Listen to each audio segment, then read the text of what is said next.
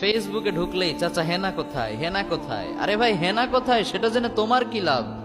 তুমি জিজ্ঞাসা করবে চাচা দাড়ি কোথায়, চাচা টুপি কোথায়, নামাজ কোথায়, ডেইলি 5 ওয়াক্ত নামাজ ঠিকঠাক হচ্ছে কিনা। This should be the concern of a Muslim. আরে ভাই, একটা হেনা গিয়েছে তো কি হয়েছে? বিয়ের সময় আল্লাহ আরেকটা হেনার ব্যবস্থা করে। চাচা বাড়ি ঘর তো সাজানো কেন, হেনা কোথায়? একদিন সময় আসবে তোমার জীবনে, হয়তো তুমি এসে বলবা চাচা বাড়ি ঘর তো সাজানো কেন, হেনা কোথায়? আর চাচা বলবে বাবা হেনার তো বিয়ে হয়ে গেছে, তুমি বাস খাও, তুমি গাঞ্জা খেয়ে ঘুরে বেড়াও। চাচা হেনা কোথায়? হেনা এক বেডার লাগে বাইরে গেছে।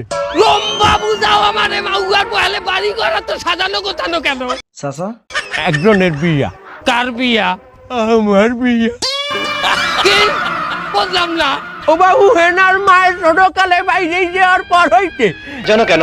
হেনার দিনে আমি তো বিবাহ করতে পারি নাই। আজ হেনা বাইরেই গেছে, আমি তো মুক্ত। সেদিনে আমি আজ বিবাহ করতে আসি। হেনা কোথায়? পরিয়া তোরা বিয়া হবে কেডা?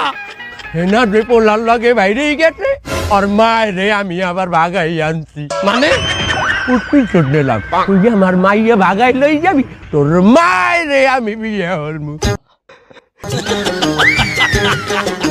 বাবু তুমি এখন যাও, আমার বিবাহের সময় হইছে। না, এটা আমি বিশ্বাস করি না। বাবু আর বউ আজ আর বিষয় হইতে পারে না, আমরা 50 বছর পর আমি বিবাহ করতে আসি, তুই পাগড়ি হালাইনি। তোরই তো প্লিজ